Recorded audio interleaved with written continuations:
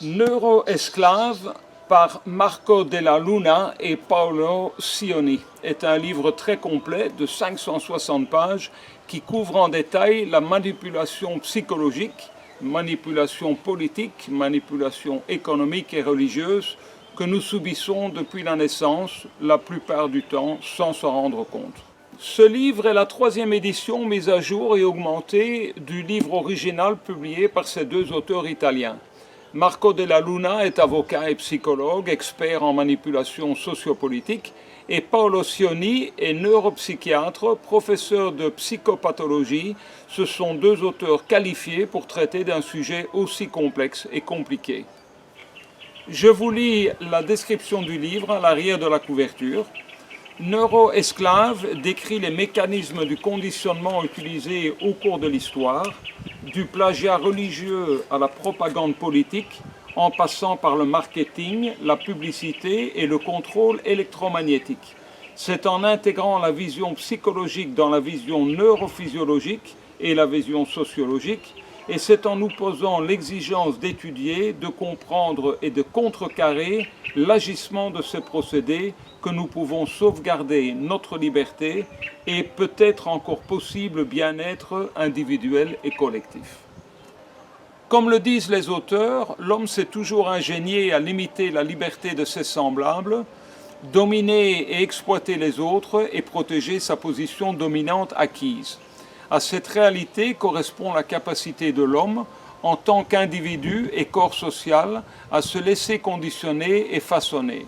Mais jamais il ne fut autant modifié qu'actuellement avec des technologies, une radicalité et une rapidité que les structures sociales, morales, culturelles et mentales ne peuvent faire face. Cette technologie embrasse la biologie, l'acoustique et l'électronique. Pour conquérir et maintenir la dominance, la coopération consciente ou inconsciente du peuple est indispensable. La pyramide sociale, d'un côté un cercle restreint de personnes conscientes participant aux bénéfices réels du pouvoir, de l'autre le reste des humains, d'autant moins conscients qu'ils ne participent pas aux bénéfices mais subissent les coûts du système. Pour pousser les gens à coopérer, on manipule aussi bien leurs besoins, leurs peurs, leurs émotions que les informations données sur la réalité. En ce moment, il est de plus en plus évident que le pouvoir en place veut contrôler les informations diffusées, d'où la censure grandissante des médias. Ce livre explique très bien les méthodes de plus en plus élaborées pour nous contrôler et donc est super utile pour nous aider à nous défendre de ces techniques de plus en plus efficaces et dangereuses. Ce chapitre couvre la manipulation exercée par des organisations élitaires, transnationales ou mondiales qui gèrent institutions et politiques. Super intéressant, on peut mieux comprendre le pourquoi de ce qui se passe au niveau mondial en ce moment. Au plus on comprend, au moins nous sommes manipulables. Les auteurs nous détaillent les 3 branches de la domination, l'économie, y compris finance et devises, la psychologie et sociologie, qui regroupent les techniques de communication et la religion, et le droit, qui groupe la législation et la juridiction. Ici, les auteurs décrivent les fonctions et actions inconscientes de la psyché. L'esprit humain est loin d'être simple et les expérimentations en psychologie, petit à petit, met en lumière la pensée humaine et ce qui nous fait réagir d'une façon ou de l'autre. Comment influencer autrui? Les 2 chapitres suivants, le chapitre 3 et 4, sont un exposé des bases anatomico-fonctionnelles de ce qui est décrit dans ce chapitre 2. Très intéressants sujets sont abordés dans ce chapitre, tels que la remarquable illusion de la démocratie, la doctrine du shock and awe, le capitalisme des désastres, où la population est manipulée bien plus facilement quand elle a peur de quelque chose comme le changement climatique ou un virus par exemple, le debunking, minimisation ou discrédit de l'information qui dérange, le make-believe, publicité, achat impulsif et évolution du marketing. Je vous laisse découvrir ce qu'est la fenêtre d'Overton. Les dynamiques religieuses, ce chapitre couvre aussi les escroqueries basées sur les énergies vibratoires et de fréquence. La manipulation divine, principe actif de la manipulation spirituelle. Pavlov, le désapprentissage et la reprogrammation. Il parle de l'opus dei et des sectes. Ici, j'ai appris comment la Légion étrangère manipule ses recrues. Et ce chapitre couvre la manipulation et endoctrinement par la torture et le lavage de cerveau. On y parle aussi des États totalitaires ainsi que des gourous totalitaires et ses fidèles. Vous lirez comment l'exercice de la psychiatrie et de la psychologie peut comporter des manipulations. Mais à l'inverse, elles peuvent être elles-mêmes l'objet de manipulation.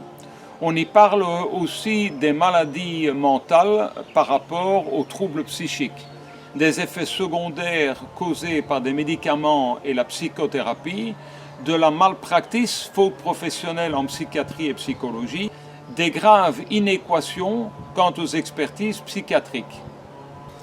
Le chapitre 10 concerne le problème psychopathologique, dont la paranoïa.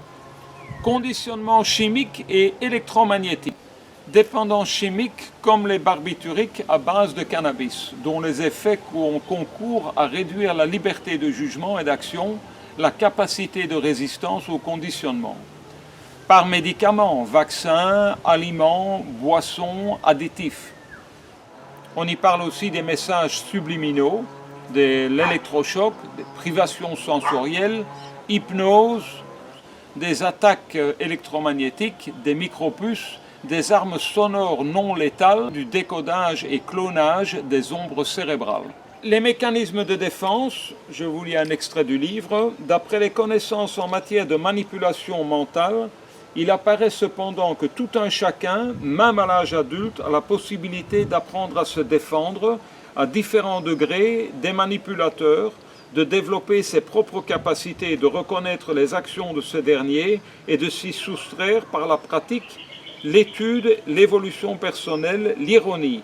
Tout manipulateur, autoritaire ou mielleux, prédicateur ou faux gourou échoue quand il n'est pas pris au sérieux, ce qui est confirmé par toutes les études. Très bonne description des différents types de manipulateurs. Les reconnaître nous aide à nous en défendre. On y parle aussi des défenses physiques et chimiques ainsi que des défenses légales.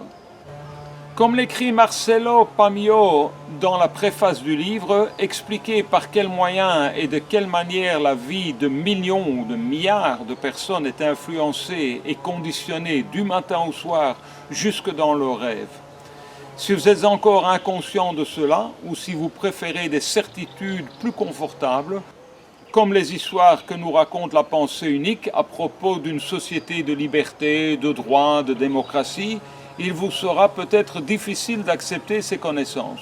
Si au contraire vous avez déjà commencé à découvrir cela, ce livre vous en apprendra bien plus. Encore une fois de plus, Macro Édition nous ouvre l'esprit grâce à la traduction de ce livre fort bien écrit, détaillé, avec toutes les références qui nous permettent d'explorer tout sujet particulier encore plus profondément si on le désire. Un livre qui devrait être apprécié par tout un chacun qui est intéressé de mieux comprendre d'où viennent nos pensées, convictions et croyances. Comme vous voyez là, livre assez costaud, à ne pas lire de bout à bout en une seule fois, mais revenir plusieurs fois sur les chapitres. Il y a certaines parties peut-être sur la partie plus légale et juridique que vous pouvez passer, mais livre super intéressant, super aussi pour des étudiants en la matière, en psychologie, ou pour tout un chacun qui veut pouvoir se défendre un peu mieux de la manipulation que nous subissons 24 heures sur 24. Voilà, bonne lecture.